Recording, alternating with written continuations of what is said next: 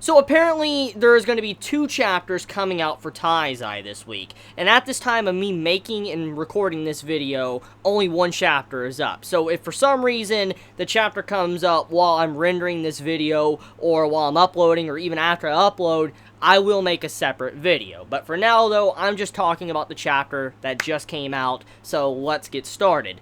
So, that Escanor and that Meliodas dialogue. Oh my god. They're both looking at each other. Meliodas like, you impertinent, vile, lowly human.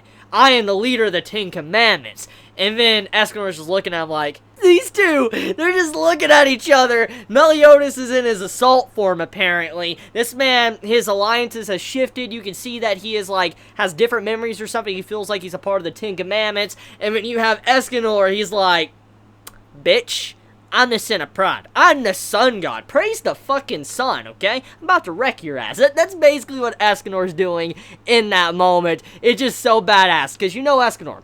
This man is very, very, very, very prideful. Even though Meliodas is the captain. We know how Escanor is. He is the son of pride.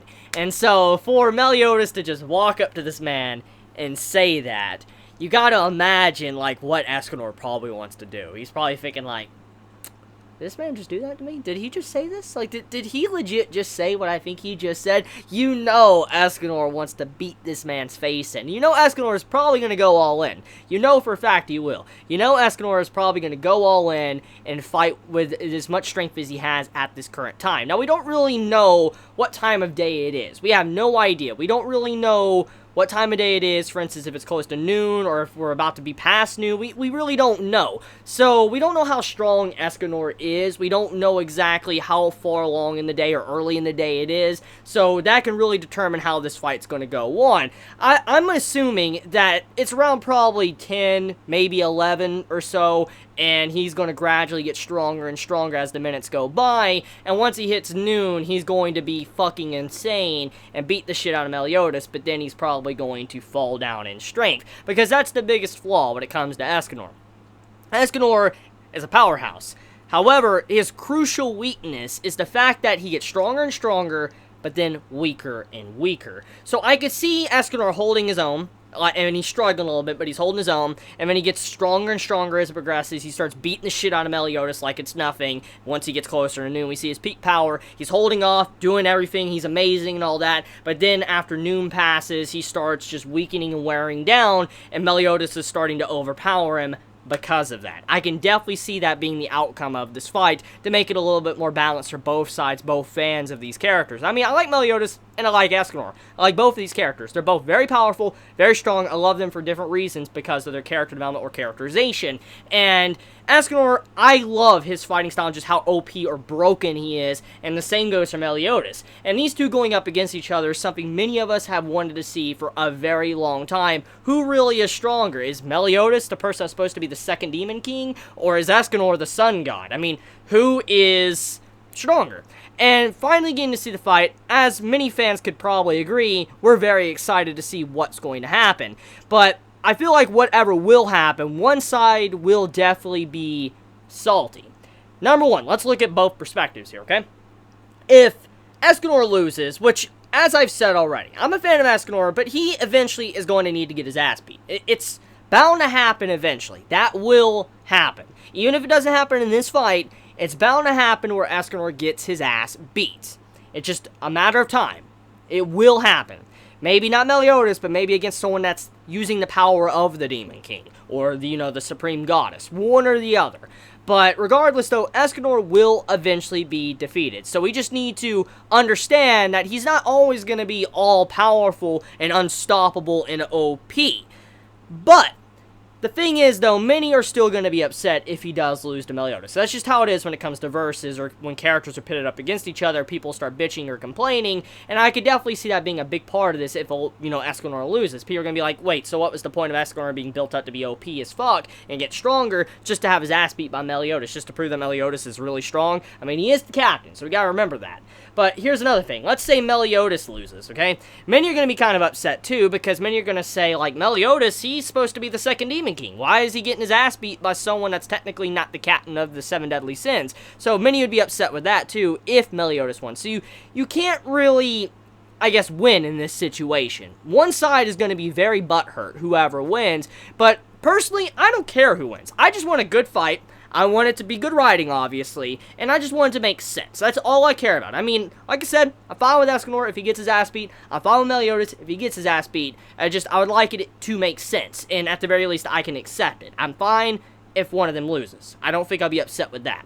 So, with that being said, let's talk about the other content of this chapter. So, we have it to where Scylla is finally dealt with, which I'm surprised with how it was handled. I mean, it all ended in a way to where Elaine is fine. She doesn't necessarily need to disappear, which is very, very, very convenient and shocking, and in some ways it once again reminds you that this is a shonen, sadly. I mean, at the end of the day, this is still a shonen, so obviously some things like that are bound to happen. Personally, I would have rather Elaine actually die, not because I like tragedy, but because it would have added some really good development for Bon as a person. I mean, right now, Bon, he is, lacking in strength. He is probably the weakest character amongst our main cast. I mean, everybody can agree. Bon is, like, one of my favorites. I've stated this many times. He is one of my favorites. I love Bon. He's a great character. Love his personality. I love every chapter he's usually in. He just stands out. However, Bon is nowhere near the top. He is nowhere near as strong as he once was. He is actually one of the weakest. He jobs a lot and gets his ass beat 24/7. And it's very sad to see this man getting his ass beat. And with Elaine dying, it would have added some growth to his character. Maybe he would have matured and wised up and developed, because he now knows what Meliodas has been going through, the hell he's been going through, the tragedy, and he might man up and realize that he doesn't really have it that bad. And since he is immortal, eventually Elaine's going to die while he's going to continue living on.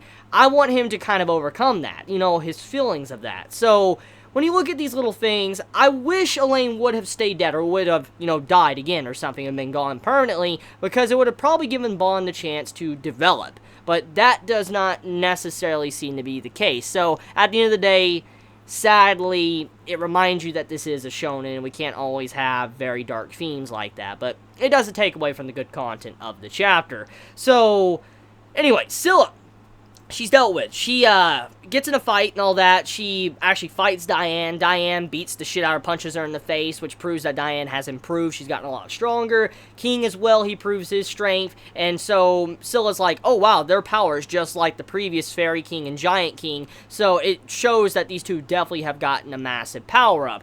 But on top of that, though, we have it to where Elizabeth, her strength is demonstrated in this chapter, and that she is extremely OP, which is to be expected because of what we saw in the flashback when it was revealed what happened to Elizabeth and Meliodas. We knew that Elizabeth had to be pretty broken. I mean, she was controlling the archangels and all that. She was fighting with Meliodas against the supreme goddess, which is like God, and the Demon King, like the king of demons. So for Elizabeth to stand up, obviously she has to be very powerful. So her defeating Scylla like it's basically nothing, or curing certain things that she does, it's not a stretch, honestly. And we gotta remember, in terms of character right now, Elizabeth isn't really the Elizabeth we have seen throughout the journey of Taizai. Remember, the Elizabeth we've had with us throughout the entirety of the series has been completely different. She is someone that was Elizabeth. She was a princess. She was raised in a different way than the other Elizabeths, and so she doesn't have the knowledge of being a goddess. And with her reawakening, remembering things, it's not like she is a different person. And so obviously she would have access to these skills since she's technically the goddess Elizabeth. She would know how to fight. She would know and remember certain things that she,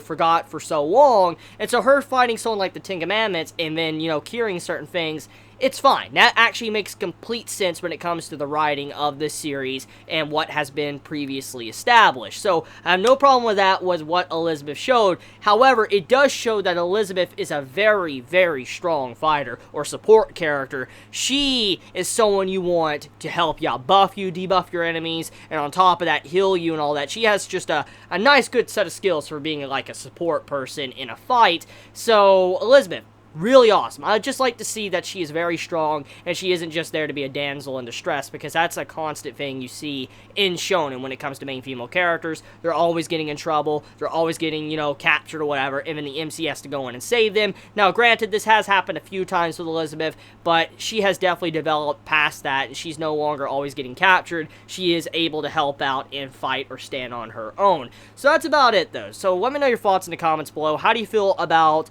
Scylla being captured by Merlin? Merlin's like collecting all sorts of Pokemon, basically, when it comes to these 10 Commandments. But please be safe. Love you all so much. Chibi out.